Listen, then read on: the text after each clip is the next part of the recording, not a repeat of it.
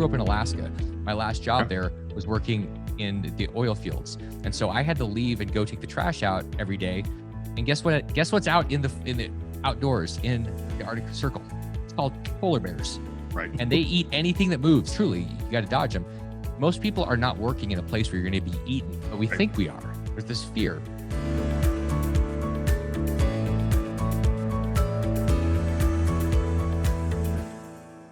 Welcome, everyone, to the Road Less Traveled podcast. This is a show about people who have left a successful career to go down a different path. I'm your co-host, Richard Coyne. And I'm your co-host, Bill Zahller. On today's show, we have Damion Lupo. Damion, thanks for being on the show. We appreciate it. Happy to be here, guys. Thanks for having me. Absolutely. Well, can you tell us a little bit about your former career and how you got started in that and where you transitioned? Yeah, absolutely. It's funny because anymore, we've gotten into a world where it's like people say, well, what's your career? What was your career? And the question is, well, which one? Because there's no more 20 and 30 year gold watch pension plan type of thing. It's like 3 years is the new career.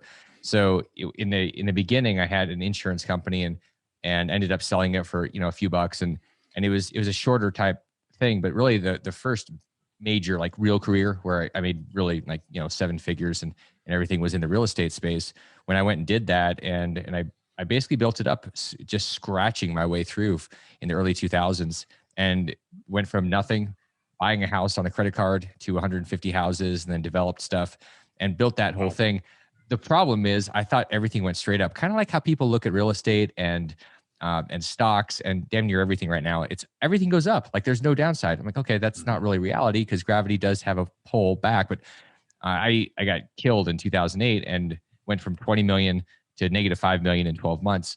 So that was my career reset where I said, okay, what do I want to do here? And for a while, I couldn't even really think about real estate because it was so painful. And that led into what I'm currently doing and what I've been doing for the last decade with a totally different way of looking at things because I had exchanged my mind, not just my mindset, but my actual mind. Mm-hmm. Right. Oh, excellent. Yeah. So on that path where you're at now, as you've transitioned from where you're doing the single family and the multiple real estate deals, tell us a little bit about where your current path is and what you've transitioned to with the new mind. So the new mind went into a place of, is it about the money or is it about the impact? Like what's the purpose of this? It was really going back into purpose because the purpose before was pure money. It was just how much money can I get? And I'll go do some houses. I'll buy houses, rent them out, do some carry stuff. And it was just about how many more houses can I get for more money? So the money was the goal. So I was a money bee versus a honey bee. And the honey is where the sweetness of life is, where you're going after the honey and the money takes care of itself, but most people don't trust. And so on the other side of this, after I spent a couple of years working with one of the finest mind guys in the world in Texas, in Austin, I realized I'm a teacher and I need to be teaching from experience and doing the thing I'm teaching, not just learning something in a book and then going and teaching it, but really going out there and living it. And so on the other side of that, I said, okay, I'm going to teach financial literacy. I'm going to teach it. How can I do that? I'm going to go to the biggest thing that's out there, which is the retirement space. The retirement space it's where everybody's money is. Like people's wealth is generally in a 401k and people say, well, I have equity. Well, you're not going to eat your equity. Like you're not going to in your house that you live in, you're going to actually live in the house. So in truth, most people's survival for their future is in a retirement account. And most people have no clue what to do with that other than be afraid that it's going to run out. And so I based my entire mission of freeing 1 million people from financial bondage and breaking those shackles in using this tool and this space because people can relate. Nobody really wants to get to 65 or 70 and go, holy crap, I have no money, because then it's scary, being homeless or destitute. So that's the mission now. It's to help people take control of it, understand they can do things with it, get off the Wall Street roller coaster where you're being raped and pillaged until death do you part. Mm-hmm. Like that's the motto. I think they don't say that, but that's what it is. Small print. Yeah. Yeah. Small print. And there are chuckles behind the curtain when you're not looking. It's like, we're just going to feed you. Like, like, great. Okay. So that's what it's really been. It's been about diving into that space and giving people actual hope. Most people have this idea of hope where they go, well, I hope my 401k will be up. So they smoke a bunch of hopium. That's the plan. And then 20 years later, they wake up and they're like, what happened? Oh, I got feed to death and I don't have very much money, but my advisor is very rich. Right. Yeah. I was going to say, Bill, I looked at one of my old 401ks from a former company and, I didn't add to it beyond when I left the previous firm, but I was absolutely disgusted with how small it was. It was absurd. And, unfortunately, I didn't take ownership and run that properly, and that's my fault. But yeah, if you don't take an active role, it can be just whittled away with the fees. Yeah. Well, and there's something that most people don't realize. I had a doctor call me yesterday, and we were talking. He's with a group. They've got about 9 doctors, 120 employees in this practice. Mhm. And he said, we're looking for a different option. And I said, tell me about your current situation. And he said, well, like my personal account, he has $150,000 in it. He was looking at his fees. He was charged $6,000 in fees in 2020. And so most people, it blends in. So if the stock market happens to go up by 15 or 20%, they don't really notice it that much. They're like, oh, it's up. But when you think about that, that 4% is going to happen every year. And so you're just getting, and the compound effect of that means that your account is probably going to be half or less what it should be. And so like you have to, like what you just said, you've got to take responsibility for it. Right. But most people, even if they do, they're like, well, I still don't have any options. I'm still stuck. Well, you are, or you were until you listen to this program, because then you're going to realize you actually do have options. Now it's a choice. Absolutely. And I think it was a fairly well-known bet that Warren Buffett had with an amalgamation of hedge funds that, once you net out the fees, the 2 and 20 and all that if you just put it in the SP 500 index fund, you're going to 10-year bet, you're going to come out ahead if you just did index investing versus, the smartest guys in the room after the fees are all subtracted out. It was, net would be the lowest cost option and no overthinking it. Well, I mean, the truth is most advisors are basically monkeys, and it's because they go in and they know how to talk the talk and confuse the people and basically make people think that they're too stupid to do something themselves. And so then for the honor of being sucked into a system, you end up losing 20 to 50% of your returns over your lifetime. And it's a game. It's not because you actually need these people. Most of the time, if you talk to advisors, you know what their job, what they'll tell you? It's to talk you off a cliff when the markets are shaking so you don't exit. Why? Not because you need to, not because you shouldn't, but because they want to keep your fees. So it's literally a game that's rigged for the man, the system. And yeah, I mean, is Warren Buffett, like I remember Tony Robbins' book, Money. And I was like, how do you need 800 pages to tell people to invest in an index fund? That's basically what the book said. And I was like, okay, well, you want to make it look big. And it's Tony Robbins. Like, the guy's like almost 7 feet tall. So it's got to be big. I'm like, you needed 1 page. Like, but you can't sell it for $30 and be a New York Times bestseller with a 1-page book. But that's what he was getting at. He was literally, I just did the Cliff Notes in 12 seconds. Right. Yeah. I was going to say one other thing on that too, on the, you probably know the statistic, but I thought I'd read recently that like the average 401k balance in the U.S. was staggeringly low, like $59,000 or something that no one, I mean, even no matter how wild of hope you have, it's hard to see how that, lasts 30 years in retirement. Well, that's true. Here's one of the things that's tricky about reading articles and stuff. When you see numbers, you'll see like the average number is this. What you really need to know is what's the median number, because that's where like the middle of the pack is, where the people are. Because there's a lot of people that have hundreds of millions of dollars in these, like Mitt Romney has over $100 million, or he had 10 years ago, he had 100 million plus. And so those totally skew the averages up. The reality is most people, the median of where people have their retirement accounts, I mean, it's scary. You can look at Fidelity's numbers as a great example, because they're kind of the gorilla, 800-pound gorilla. Yeah. And what you realize is that's what people are relying on. It's one of the reasons that people are saying we need Social Security, we need government help, because people have basically just abdicated responsibility. They wake up one day and the median number for a 60-year-old in a 401k is like $60,000 to $100,000. Like, what are you supposed to do? It's going to last you a year or two, and you're just basically sitting there thinking Social Security. And so people aren't planning, or they're planning to fail. I say because most of them aren't planning, so they are failing to plan, which means you're planning to fail. I mean, I heard that like 20 years ago. I'm like, that's what America's doing with their retirement account. And you wake up one day and you're 60 years old, and you go, wait a second, I don't know if I want to work, but I have to work, and that sucks. It's especially when you get hurt or you're tired. I mean, I know the difference between me at 43 and 23. 23, I had more energy. I have a lot of energy now, but I'm thinking I'm going to be 63 and it'll be in a blink. And do I want to have to move around chasing dollars? The answer is no. Yeah, time it goes fast. And I used to joke that I still feel the same as I did when I was 23. I just take more Advil now. But unfortunately in my case, the reality is that I finally woke up about 5 years ago, and I'm like, oh my God, I gotta like take responsibility here. I have to do something. I've been call it focused on family, call it focused on, paying for private school, things like that. Is the right choice for our family, but at the same point in time, it doesn't do anything for me going forward. And, thank goodness I finally woke up. So, yeah. That's actually a really, really important point for people to remember. What you just said, you had these priorities and these focuses, and most people will say, well, I've got a house, or I've got student loans, or I can't afford to invest right now. And the reality is you have to, because if you don't, you won't have the momentum. It's not just about compounding interest. It's about compounding momentum in your experience. Right. And I'm not just talking about throwing money at the S&P, because you're not going to learn anything.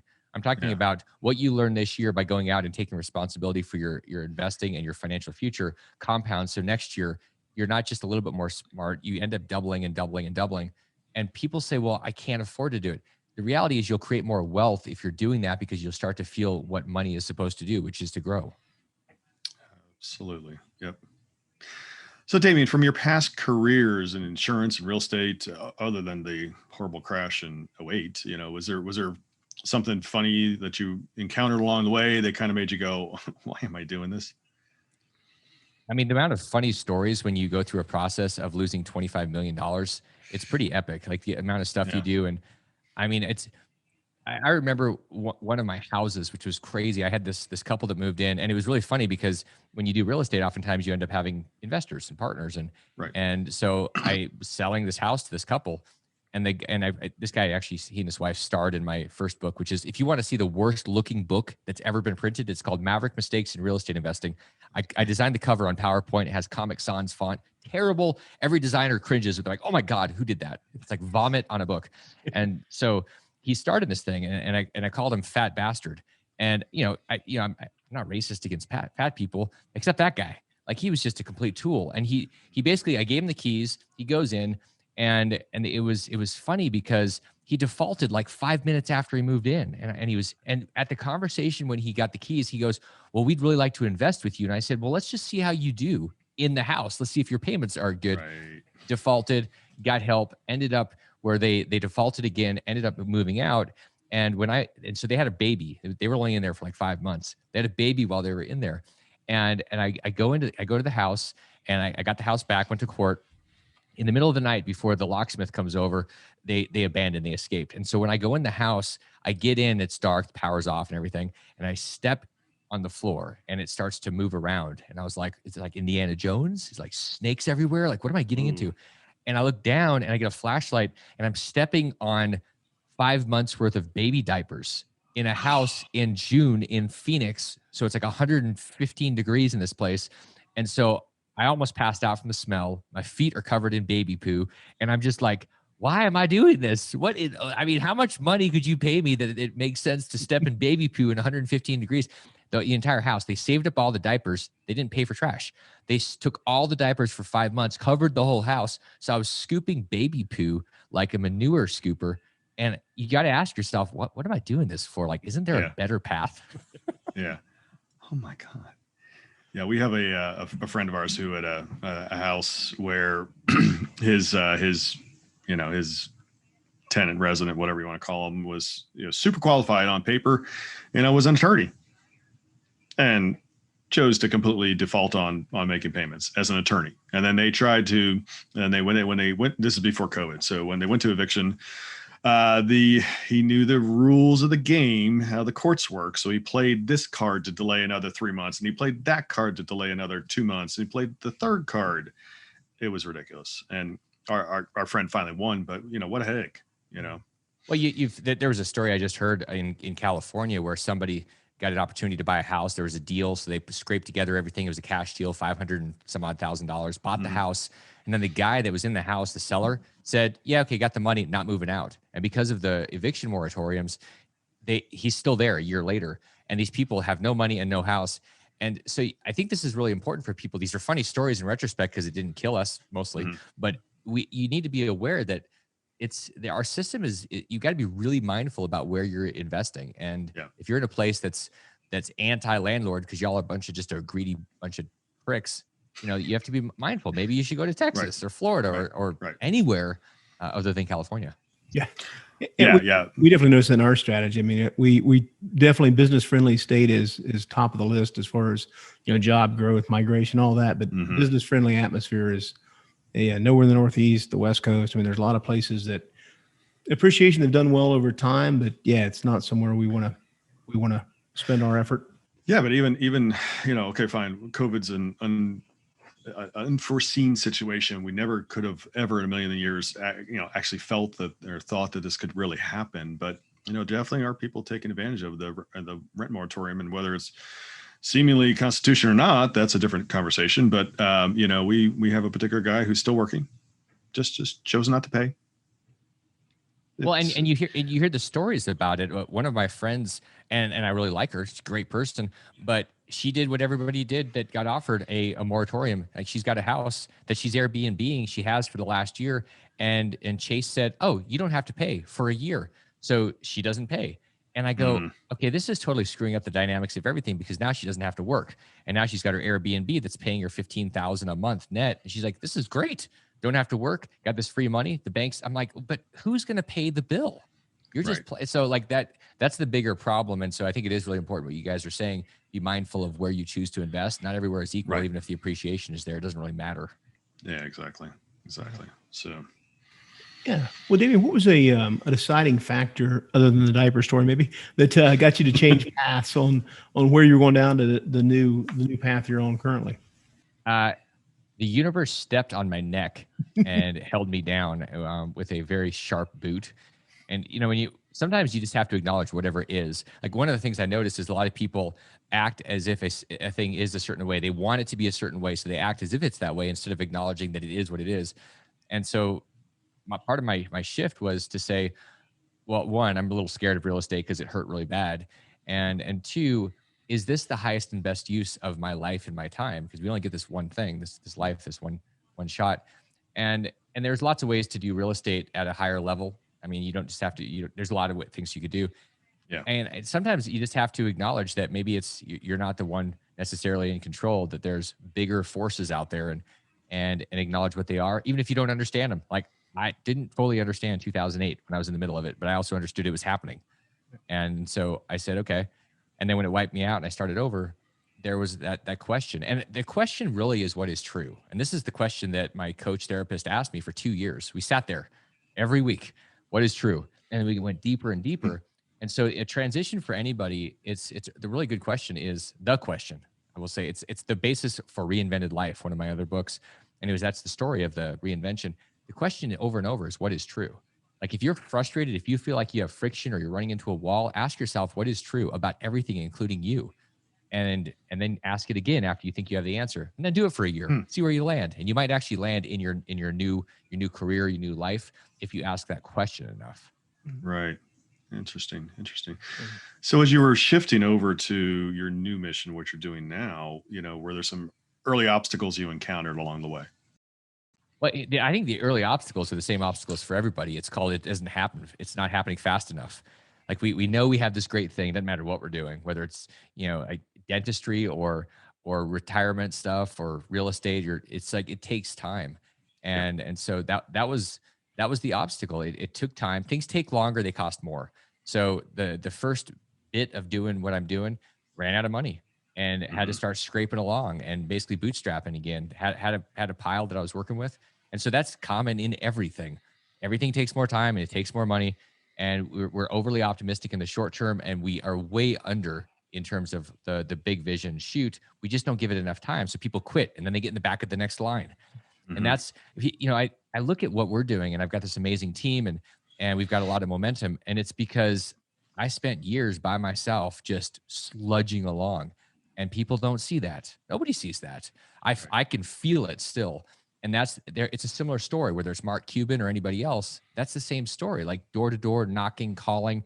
People are like, "Oh, this is hard." I'm like, "What are you talking about? Are you're a snowflake. That's why you're saying this is hard, because you don't want to pick up the phone. You don't want to go knock on doors. You want to just have whatever it is handed to you." That's not reality. And unfortunately, a lot of people think that that's how it's supposed to be. So they feel like it's not happening. It is happening. It's called plateauing. The book behind me, called Mastery, is about the plateau. Martial arts and life, same thing. You there are going to be years where you're going to feel like nothing is happening. And then one day you'll go, poof, you pop.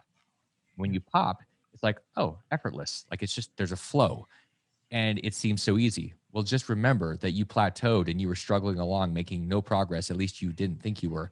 And that's the key, being able to hold on to the plateau for a long time. Right. Yeah, you see a lot of those too. People talk about, like you're saying, that they're so lucky, overnight success. 20 years later, they didn't see the 20 years of hard work that went into the overnight success. They just see the end product, but they don't see. Just finished a great book, Steve Schwarzman there of Blackstone, and he talked about he was the top of the game. At Lehman, they went to go start their own Blackstone, their own firm, and people wouldn't blow them off at meetings, didn't show up. They're standing in the rain waiting and just, but keep grinding through. And eventually it turned into, massive success. But it's like your point, people, they get frustrated the first setback, like I'm going back to where it was easy, and they don't grow any. Well, and most of us, and I say us humans are very hand to mouth. We're barely past the apes. Like we want this thing, we want this check. The worst is crackheads. I mean, they're looking for the next hit in the next minute or hour. And what I see with a lot of people is, how am I going to make money? And I go, you don't understand. When you're actually out there learning, when you're at a seminar, when you're listening to a podcast, you are making money. But people are so short-sighted, they don't realize that what they're putting in here is, the money doesn't show up in 5 seconds. It shows up a year or 5 or 10 years later, but you're making money right now. And people don't get that. So they tend to just bounce and chase things. And they're a bunch of hunters versus being farmers. When you farm, you realize those seeds are going to grow into these mighty oaks or apple trees 5 and 10 years down the road. And people that really get it are the ones that have these amazing orchards called billion-dollar companies or financial freedom. You've got to understand how to seed things and not just go out to shoot things, because you'll never stop shooting. Right. Yeah. I think it's an important point. I mean, you hear the RAS, they talked about another, mindset, the reticular activating system that, I think it's, like if you bought the red car, all of a sudden you see all the red cars on the road. Well, they're always there. You just filter out the billions of inputs you see because they're not important to your daily life. But as you're saying, as you're around this stuff, as you're in seminars, as you're reading, as you're learning, that opens up your mind to what it's always out there. You just now recognize the opportunity and it just feeds on itself that way too. I think there's a lot of cycles that, either are negative or positive as they spin and gain momentum. This goes back to the law of attraction, where people say, oh, if I just will it, then I go, look, if you just will it, that bag of money is not going to fall out of the sky. It's called the law of awareness, because that bag of money is actually sitting off to the left or right, but you're just looking forward. You're missing it. When you're aware, when your periphery is actually opened up because you're open and not locked down in tunnel vision, you're actually going to see those opportunities everywhere. But people go, oh, if I just look up in the sky, you're still in tunnel vision. You're still like, stop watching the damn movie and go and just open yourself up, because you're standing in front of the billions. The acres of diamonds are right there. It doesn't matter where you are, Tony Robbins said you can't will the weeds out of your garden. They're still going to be there. You have to take action at some point. True. Yeah. So, Damion, can you tell us a little bit about your company? Tell us more. What do you guys do? Yeah, so the EQRP Company sets up a unique type of retirement account for individuals, small companies, companies that have 50, 100 people in them, or 5 people or no people. And it's a type of retirement. It's a type of 401k. It's called the EQRP. So we're really creative with the company name. We named it the product. And so it's like, what do you do? Those things. Yeah, what do we do? We do the EQRP. So it's one of the funny things where people go, well, who else does this? I'm like, the company it's like asking, who else sells Coca-Cola? Nobody. It's Coca-Cola. They're the only ones. And so I always laugh. I'm like, you're not listening, are you? You're like, are you really? You need to go back to rudimentary, humanness. So we set up these accounts. It's an enhanced qualified retirement plan.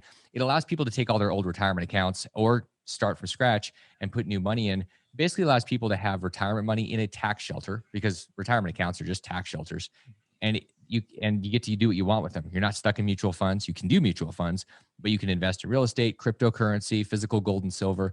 It's a unique thing. There's only one of its kind in the country. There's all these other offshoots that you can do, a little self-directed IRA, and then you get taxed if you do real estate. And there's these little solo 401ks, and then you can never hire a part-time person. There's all these things that are out there, and we're the one that it's truly the Ferrari of 401ks. Gives you all the control, allows you to grow, and you're going to end up there anyway. Anybody that has a vision of wealth is going to end up in this eventually. And so most people that are smart say, okay, I just want to start there. Why would you wait 10 years to get the best thing if you can actually get the best thing right now? And that's what we do. We give people power and control over their investments. Right. They can put tons of money into it and shelter it, and they can be tax-free the entire time, literally from birth till death, spending, the growing. Like there's amazing opportunities because of the Roth system and the real estate professional designation that's going on right now.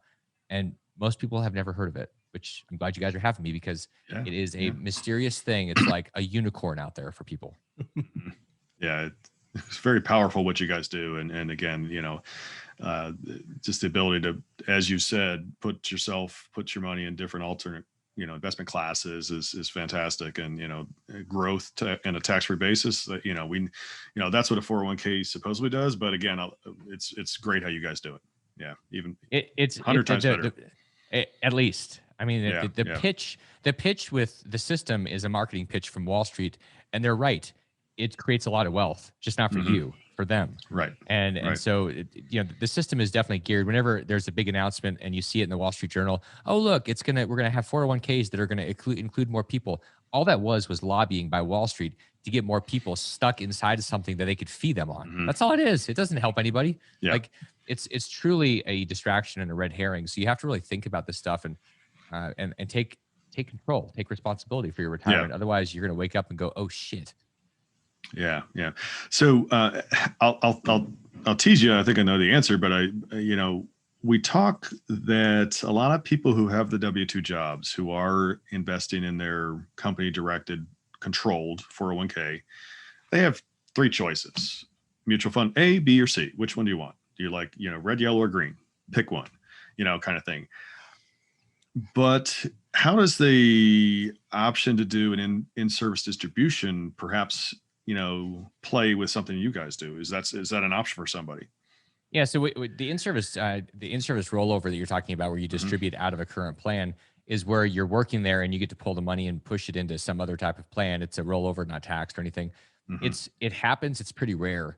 What we're finding is that most people can use old retirement money if they're a W-2, if they have a job, and when they leave, they get to roll stuff over. What we're finding more and more is that more company owners are two things. One, they'd like to have control of their money and not just be stuck in a S&P 500. And the other one is they're realizing they're getting feed to death.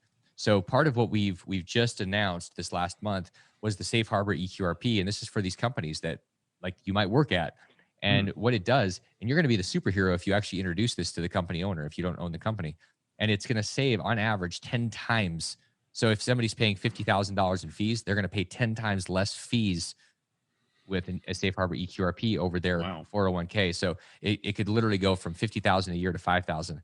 And you have all the options, including what you already do, plus the self-directed stuff. So it's a total rewiring of the system. So there's absolutely no reason that you wouldn't want to do this. And so it's really available to everybody now. It's not limited to just an individual. Okay, that's awesome. Yeah. And you're right. The in-place distribution is not very common. Obviously companies want to control that money, and that's why they lock it up and they don't allow an in-place distribution, or rollover, as you said. So certainly, but the more common situation is to take a former plan from a former employer and move it into EQRP. But the idea that you offer that service to employers that have plans now to bring them into yours, that's awesome. That's great. It's what we realized, and this is part of being an entrepreneur and part of the shift when we talk about shifting for careers. It was asking, what problem can I solve that's a really big problem? And Peter Diamandis does this. He's like, okay, what problem? That's why they have the X Prize. That's how we're going in, like SpaceX. That came from Peter Diamandis solving big problems. So my question was, what are the big problems? The big problems is people are really stuck. And we were helping a lot of people, thousands of people with these individual plans, getting out of their IRAs and stuff. And then we realized there's like millions of people that are stuck in these employer plans. And I bet you that they would like to not be stuck, and they'd like to have an extra 40 or 50,000 in their pocket a year. And guess what? 100% of the people that we've talked to that have these plans are like, oh my God, yes. Like they don't even know, they don't even care how much it is. It's really fascinating because it does change the game for them. It's a total game changer. Yeah. Fantastic. Let's see. What was one of your first victories then, would you say, as you've transitioned into the educational platform and setting up the EQRP? What was like one of the first milestone victories you can recall? Well, I remember the first time somebody set up a plan, and I remember going, that's amazing. And he didn't know he was the first one, but I remember him. I know who it is. And so every time I talk to him, it's like, yeah, man, you kind of started this thing. Like I had this idea, and as an entrepreneur, it's always interesting when you find that somebody will trade you dollars for your thing, because everybody has love from their family and friends. Oh yeah, that's a great idea. Go do that. And then you go, well, you want to buy it? And you're like, oh, I don't actually need it. And so you're like, well, does anybody care? And you know, if they care, because they're willing to trade energy, which is those dollars or Bitcoins or, you know, whatever you're doing.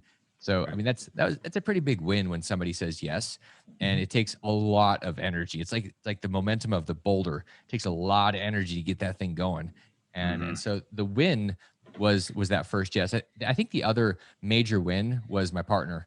And when he decided to come on, and I decided that I was okay, because I've had some pretty bad experiences with partners that have stolen millions of dollars and just really bad people. When that happened, and I realized that I was with somebody that I could trust my life with there, and worked as hard or harder than I did and do, it really changed everything. And it's priceless. People oftentimes say, oh, partners are terrible. And I would have agreed with them. And I did agree with them for years. Major change in your life when you have a team, and it starts off with that one person who's kind of your partner, whether it's an assistant or you know, a business partner that owns your company with you or something. But having other people changes everything. Absolutely. Yeah. I mean, you know, certainly the idea you have and is amplified when you can work with somebody else who has a similar vision and goal and objective. But again, obviously, you still have to make sure that that's the right fit. And I think getting to know that person is incredibly important to make sure you have the alignment of goals and you know, similar approach and working style, and you know, things like that it makes all the difference. So I also have a strategy for partners, and I think this is good for spouses too. Like, because when you have a partner, it's like you're talking about, you're vetting them, you're dating them. You don't want to just go, oh my gosh, I'm so tired, let me hire anybody or bring somebody on and give them half my company. How do I know that? Because I did that, because I was dumb Damion back in the 2000s, and I gave away half the company to a moron that stole $5 million from me. So don't do that one. But here's an interesting strategy. Take your partner, whether it's your life partner, your lover, your business partner, take them to a place that they can't read the signs. Like, take them to Japan or China or Brazil and see how they function. If you've got somebody that freaks out and panics, you probably ought to not be in partnership or in marriage with them. It's a really fascinating vetting process. Just show up in a foreign country and see if they actually adapt, or if they turn out to be a nightmare, and you'll learn a lot about somebody in a week. Interesting. Yeah, I had a little personal story way back where I went to a foreign country with particular somebody at that point in my life, you know, well before marriage, and didn't work out so well. That person was I remained calm, but that person pretty much you know, was sick, and you know, almost left me to fend for myself, and you know, I survived. You know, it didn't go any further after that particular situation. But anyway, yeah, that's a great story. You don't think it's because you took her passport and see if she could find her way home? You know, that's one strategy. Take their money. It's like a Tony Robbins seminar. You take the money, you take their identification, drop them in the middle of nowhere, and see what happens. That's right. Cream rises to the top. That's yeah. right. Well, you know, it's really valuable for people to see what happens in a foreign environment. It's like when somebody gets really wasted, they just drink too much. Then you see what they say. You're like, okay, inhibitions. I watched one guy who was proclaiming himself to be this yoga guy, you know, like this very enlightened guy, community, very wealthy, millions of dollars a year in income. And we ended up going down to South America, and it was like almost immediately he wanted to go to strip clubs and find hookers. And I watched him. I'm like, really? And it was like nonstop. Just want to go and sleep with these hookers. And I'm like, you have an amazing wife and 2 young children at home. And then he goes back home, and it's like nothing happened. And I went, I am never going to get close to you. I'm done. You're eviscerated. Right. And that guy showed me who he was. Here's the lesson there. Whatever you do here, you're going to do there. However you show up, how you do anything is how you do everything. And this guy was, guess what? He ended up hurting me financially. And it was like, the red flags are out there. So just watch people. Take them to Argentina, see what they do. You might learn something. Yeah. My wife's cousin says, if somebody shows you who they are, believe them. Yeah, that's a really good advice. Yeah, exactly. So Damion, in your new path with EQRP and your new mission and whatnot, is there a humorous story along the way that you can share? Oh, the stories. You know, it's always funny, the adapting that goes on. Like we all have these plans, and the most important thing that anybody can learn is how to learn, because everything is changing so fast. And you know, the funny story, one of them, it's when you show up someplace and you have this big plan and none of your stuff shows up. Like your luggage doesn't show up, your collateral doesn't show up, and you just have to wing it.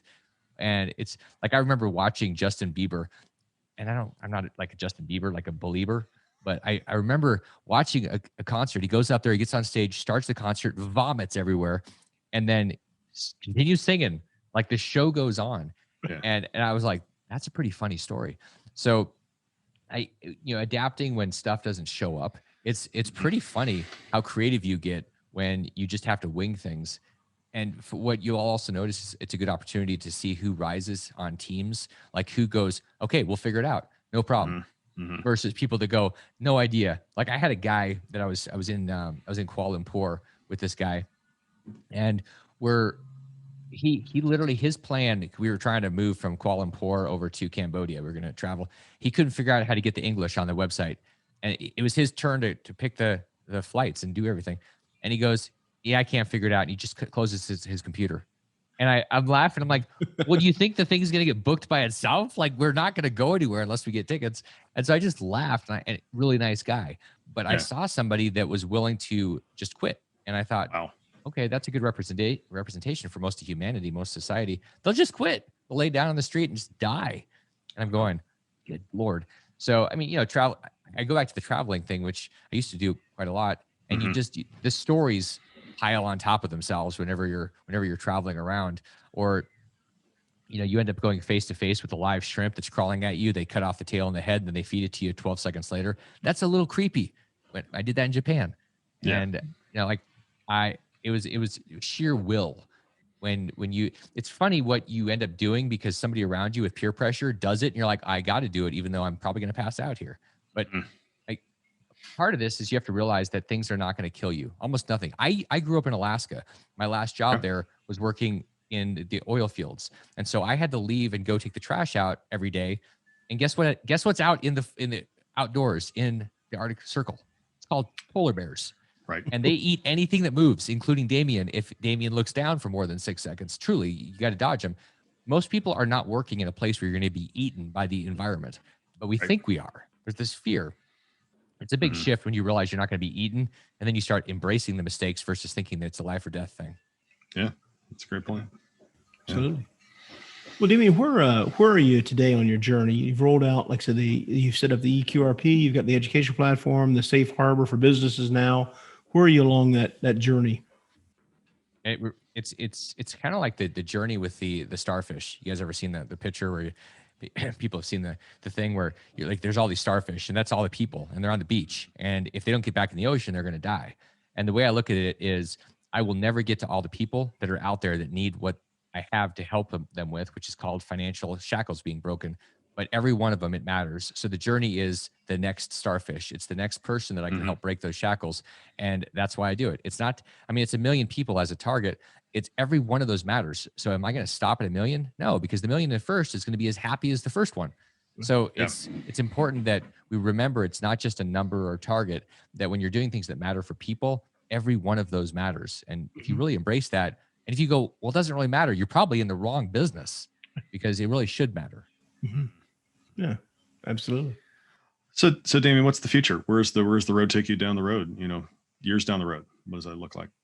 Well, it's funny because I think that a lot of times we can think certain ways things are going to happen. I remember having plans when I was 16, and all of those plans changed within 3 years when the Air Force told me I was going to run a jet into a mountain and couldn't fly. Apparently, I had my depth perception was off, so they said I couldn't do that and had to change my plans. And nowadays, because technology is changing so fast, what I realize is that I can't possibly predict 10 years from now. A couple years is hard. When I see people with their 3 and 5 year plans, I laugh with companies. I'm like, you better be able to adapt every 6 months, because if you can't, you're dead. Your plan will change. And even real estate stuff, because of AI and robotics. I was at a conference and there was a guy that was talking about multifamily housing. And I said, okay, so who's your sweet spot? And he said, it's the people that are making, they're working. They're the workers, the garbage workers, the police officers, just like blue collar thing. And I said, okay, what happens when AI and robotics comes in and does what it's doing right now? And he said, well, we don't think that's going to happen this decade. And I looked at him and I thought, this guy's going to get crushed because he's not looking at what's actually happening. And the problem with technology is it's amazing, but the problem is that it's so fast, it accelerates. And biologically, as humans, we are linear. We don't evolve exponentially. We evolve very slowly, linearly, and our brains don't know how to think about things exponentially. And yet our reality, our environment is changing that fast. So where does it go? I think we're in for some amazing times. I think we're going to go to zero on a lot of things. And what I mean by that is I think a lot of things are going to become free, like our phones. Look at everything that's in a phone. Basically, we have free things that would have cost millions of dollars 25 years ago. Sure. And that's going to happen with a lot of things, from housing to food.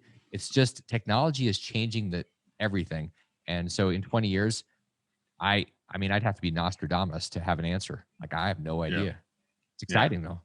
Yeah, it is exciting. Absolutely. Yeah. Absolutely. Yeah. I mean, that's always the ability to adapt and change and that comes from the experience, right? The longer you're in, the more experience you have, the more you see the need to pivot or change directions before the market or everybody else recognizes it. Yeah. And you know, and one of the things I've noticed over the years for people, especially in their 50s, the ones that have basically done one thing for a long time, they are scared of change because they don't have any experience in change. And so their idea of change is death. Like, if this changes, I'm going to die. Like, that's just our primal instincts. And so it's really important to make sure that you can practice changing, practice disrupting yourself. It's like Gary Keller. I was just hearing a story that Keller Williams knows real estate in terms of agency and brokerage is changing. And so what are they doing? They're disrupting their own company with technology. They're becoming a technology company. They're not going to be what they are today in 10 years. It's totally going tech. And so that's something that we should all ask ourselves.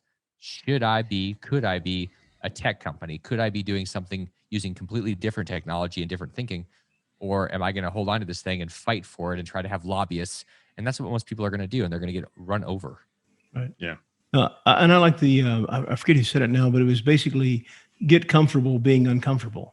Like, so that's where the growth is a change. Yeah. You want to get comfortable being uncomfortable, and you'll see, you'll be able to, you won't fear it because you're used to it at that point. You've built up some resistance. You actually do. It's really fascinating. The more you practice this whole, I mean, I would tell myself 20 years ago, if I was giving advice to the guy with hair, I would say, Damion, with hair, hey, you should absolutely fail faster and learn faster because you'll get so comfortable. It's kind of like in martial arts. You get used to getting twisted and punched and kicked and everything. And eventually you're not afraid of it. You're like, okay, that's not going to kill me. And in a way, you almost stop feeling it. Like, you notice it, but it doesn't disrupt you. You're like, okay, I got it. That's feedback. Mistakes are feedback. And people look at them as if it's a death sentence. I'm like, oh no, I get excited when something goes wrong. I'm like, okay, cool. What did we learn there? Like, people look at me like I'm an alien. Why are you so excited? We just lost $58,000. I'm like, we just learned $58,000 of new stuff. Like, what was it? And people are like, but it's hard, and you get practiced in that, and then it becomes normalized. Yeah, absolutely. Well, what's something you've implemented recently in your business that's helped you along your goals? Any new? Well, I'll tell you one of the biggest things is really just growing the human power, the power of the humans, the human capital. The company has tripled in size over the last 12 months, and it changes everything when you have people and you realize, wow, I am going to burn out if I'm doing. And this is why it's so important to start embracing other people. Technology is amazing, but technology won't do it all. It's one of the problems with technology is people don't really feel. Like you get to have an experience with a company and it's all automated, and there's this stupid robot voice on the other end of a phone that chuckles, and you're like, I hate you. I hate this company. That's not even a human, but they're trying to giggle like it's a human to have empathy. And I just want to, like, I want to pull whatever I have my business there. So you realize the power. And I mean, here's a secret. You want to have no competition, be more human, have amazing back office automation, and make sure that the front office experience is very human. And people will look at you and go, wow, they're so not used to it. And you won't have competition because everybody's trying to drive down to be free or have this super fancy app. And the reality is there's plenty of those, but what we're missing is compassion and connection and relationship. Gotcha.